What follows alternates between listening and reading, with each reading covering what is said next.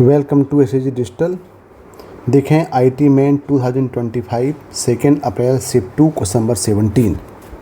Late the point P of the focal chord P Q of the parabola y square equal to 16x be 1 - 4 if the focus of the parabola divide the chord P Q in the ratio of m and n get GCD of mn equal to 1 then the value of m square plus n square equal to. यानी यहाँ पे एक parabola दिया हुआ है। ये parabola y equal to 16x है और इसका वन एंड जो है फोकल कॉर्ड का ये दिया है 1 - 4 और जो फोकस है वो इस फोकल कॉर्ड के कोऑर्डिनेट p और q को m⁻n में डिवाइड कर रहा है। तो एक्चुअली हमको m और n वो रेशियो निकालना है क्योंकि हमको वैल्यू निकालना है m square plus n square. तो देखिए यहाँ पे पहले दिया हुआ है पैराबोला यहाँ पे है y square equal to 16x। Compare करेंगे तो यहाँ पे y इक्वल टू 4x है तो 4 इक्वल टू आएगा 16 यानी a इक्वल टू मिल गया 4। अब y इक्वल टू 4x का जो फोकस होता है ये फोकस होता है a और 0। तो इसका जो कोऑर्डिनेट s है ये हो जाएगा 4 और 0। देखें ज़रा फिगर बनाते हैं यहाँ पे। तो ये आपके पास पैराबोला एक है, राइट हैंडेड पैराबोला दिया हुआ है। इस राइट हैंडेड पैराबोला में एक फोकल कॉर्ड है पी क्यू, ये P है और ये Q है। अब ये फोकल कॉर्ड है तो ये फोकस से पास होगा S। ये कोऑर्डिनेट हमारे पास दिया है A0। A मतलब यहाँ पे हमने A इक्वल टू 4 निकाला है तो ये पॉइंट को हम ले लेते हैं 4 और 0। अब देखें यहाँ पे हम P और Q एटेंडम कोई पॉइंट दिया। अब एक पॉइंट दिया है यहाँ पे वन एंड दिया है 1 - 4। 1 - 4 जो है फोर्थ क्वाड्रेंट में है तो ये जो पॉइंट है ये होगा 1 और -4। अब देखें, अब यहाँ पे हमें पहले P और Q के कोऑर्डिनेट निकालने पड़ेंगे। तो P और Q कोऑर्डिनेट निकालने के लिए हम एक पैरामेट्रिक फॉर्म लेते हैं। हमें पैराबोला का पैरामेट्रिक फॉर्म मालूम है। पैराबोला के पैरामेट्रिक फॉर्म होते हैं, मान लेते हैं P ये होता है a_t1 स्क्वायर और 2a_t1। यहाँ पे हमारे पास a की वैल्यू मालूम है तो ये पॉइंट हो जाएगा 4t1 स्क्वायर और 8t1। और दूसरा पॉइंट Q अदर एंड ये होगा a_t2 स्क्वायर और 2a_t2। यहाँ पे हम a की वैल्यू को पुटअप करेंगे तो ये हो जाएगा 4t2 स्क्वायर और 8t2।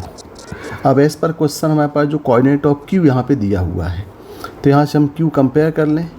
अब यदि यहाँ पे Q कंपेयर करेंगे तो ये आपके पास दिया है 4t2 स्क्वायर और 8t2। ये हमारे पास जो गिवन वैल्यू है ये है 1 और -4।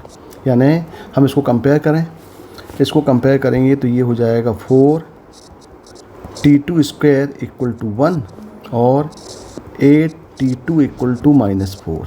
यानी यहाँ पे t2 इक्वल टू हो जाएगा -1/2।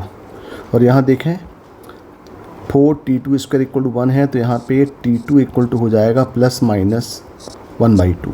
दोनों में नेगेटिव आ रहा तो यहाँ पे नेगेटिव दोनों में कॉमन है तो हम लेके चल रहे हैं कि t2 इक्वल टू हमें मिल गया -1/2। ये t2 वैल्यू मिल गई। अब यहाँ देख रहे हैं आपके पास जो PQ है ये एक फोकल कॉर्ड है और हमें कंडीशन ऑफ फोकल कॉर्ड मालूम है।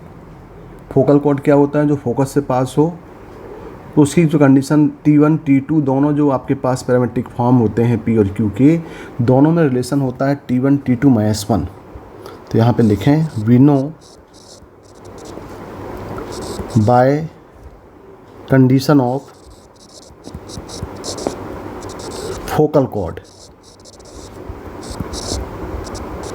ये होता है T1 T2 इक्वल टू -1।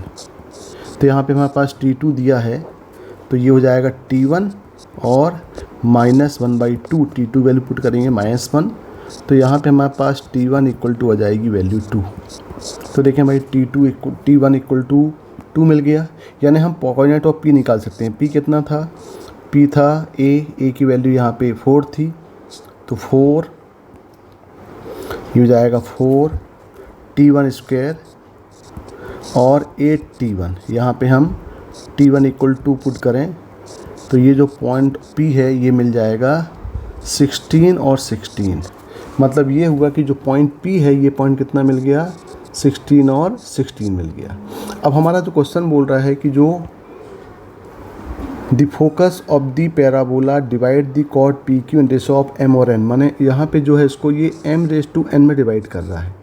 तो यहाँ से हम रेशियो निकाल सकते हैं बाई सेक्शन फार्मूला। यहाँ पे देखें, यानी हमारा जो क्वेश्चन फॉर्म में आ गया वो ये हुआ कि यहाँ पे एक पॉइंट P है और यहाँ पे एक पॉइंट Q है। Q हमारे पास था 1 और -4 और P हमने निकाला 16 और 16। अब यहाँ पे जो S है ये S कितना है 4 और 0 है, ये इसको m⁻n में डिवाइड कर रहा है एस पर क्वेश्चन। तो बाय सेक्शन फार्मूला यानी S जो हो रहा है क्या कर रहा है, S divides PQ in the ratio of m⁻n। तो यहाँ लगा दें सेक्शन फार्मूला, तो ये जाएगा 4 = m+16n अपॉन m+n, और y कोऑर्डिनेट के लिए करेंगे तो 0 = -4m+16n अपॉन m+n। तो यहाँ पे सॉल्व करेंगे तो आएगा -4m+16n = 0, और यहाँ से हमको m अपॉन n की वैल्यू मिल जाएगी, ये इक्वल टू मिल जाएगी 1/4। तो m+n कितना हो गया 1/4 हो गया ये, और हमें वैल्यू निकालना है m² + n² की। तो m कितना हुआ, m हो गया 1 + 4² 16, यानी इक्वल टू क्या होगा 17। तो इसका जो आंसर आएगा, ये आंसर कितना आएगा 17 होगा।